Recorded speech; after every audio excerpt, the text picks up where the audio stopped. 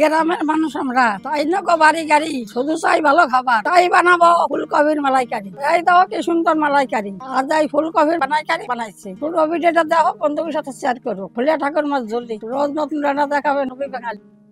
ফুলকপি মালাইকারি রান্না করার জন্য আমি ব্যবহার করব প্রথমে ফুলকপি সিদ্ধ করে নিয়েছি কেটে, আর ডিমও সিদ্ধ করে নিয়েছি। আর মশলার মধ্যে ব্যবহার করব আমি প্রথমে এই যে ছোট আমাদের গাছের তেজপাতা 5টা, 2টো শুকনো লঙ্কা, 2খানা দারচিনি, 2টো এলাচ, 2টো লবঙ্গ, আর স্বাদ মতন লবণ, 1 চামচ হলুদ, 1 চামচ ধনের গুঁড়ো, 1 চামচ জিরের গুঁড়ো, 2 চামচ লঙ্কার গুঁড়ো, 1 চামচ রসুন বাটা, আর 1 চামচ আদা বাটা, আর একটা পেঁয়াজ বাটা, একটা টমেটো বাটা, আর 1/2 চামচ চিনি। তার সঙ্গে একটা কাঁচা পেঁয়াজ কুচিয়ে নিয়েছি, আর এই যে নারকেল কুড়িয়ে নিয়েছি। আর নামানোর সময় একটু গরম মশলা দেবো। ডিমটায় হলুদ নুন মেখে নেব।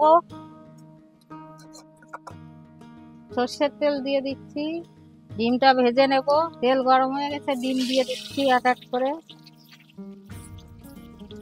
ভালো করে নাড়িয়ে চাড়িয়ে ভেজে নেব। এরপরে ফুলকপিটাও ভেজে নেব।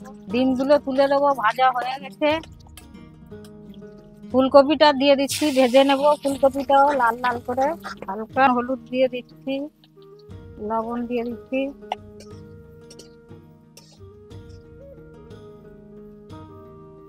নামাই দিচ্ছি, হয়ে গেছে ভাজা।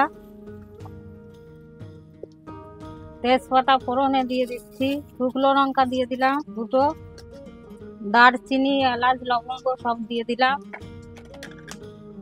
এবার পেঁয়াজ কুচিটা দিয়ে দিচ্ছি। ছোট সাইজের একটা পেঁয়াজ কুচি নিয়ে নিয়েছিলাম, লাল লাল করে ভেজে নেব।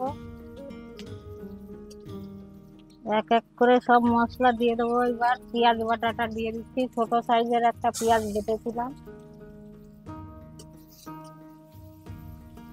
ভালো করে নাড়িয়ে চাড়িয়ে নিয়ে নেব। 1 চামচ জিরে বাটা, 1 চামচ ধনে বাটা, রসুন বাটা 1 চামচ, আদা বাটা 1 চামচ, আর 2 চামচ লঙ্কা বাটা দিয়ে দিলাম। টমেটো দিয়ে দিচ্ছি বাটা একটা। ভালো করে নাড়িয়ে চাড়িয়ে নেব। নিয়ে তারপরে নারকেলের দুধ দিয়ে দেবো। হলুদটা দিয়ে দিচ্ছি, আর স্বাদ মতন লবণ, পরিমাণ মতন চিনি দিয়ে এবার ভালো করে নাড়িয়ে চাড়িয়ে নেব। নারকেলের দুধটা বের করে নেব।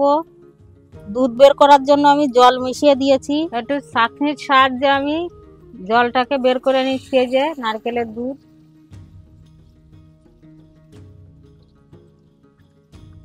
দুধ দিয়ে দিয়েছি। 10 মিনিট পরে ডিম আর ফুলকপি দিয়ে দেবো। 10 মিনিট পরে আবার ফিরে এসেছি। এইবার ফুলকপি দিয়ে দেবো, ডিমগুলো দিয়ে দেবো ফুলকপির সাথে সাথে। ফুটুক ভালো করে। 10 মিনিট পরে গরম মশলা দিয়ে নামিয়ে দেবো একবারে। গরম মশলা দিয়ে দিচ্ছি, দিয়ে নামিয়ে দিচ্ছি। আমার ফুলকপির মালাইকারি হয়ে গেছে, এবার নামিয়ে দিচ্ছি।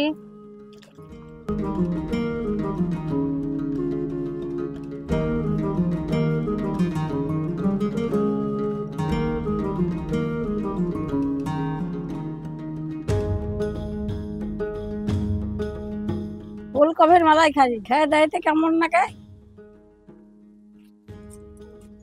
খুব সুন্দর হয়েছে। আমরা নবী বাঙালি, যা খাই তাই খাই, যা খাই তাই দেখাই।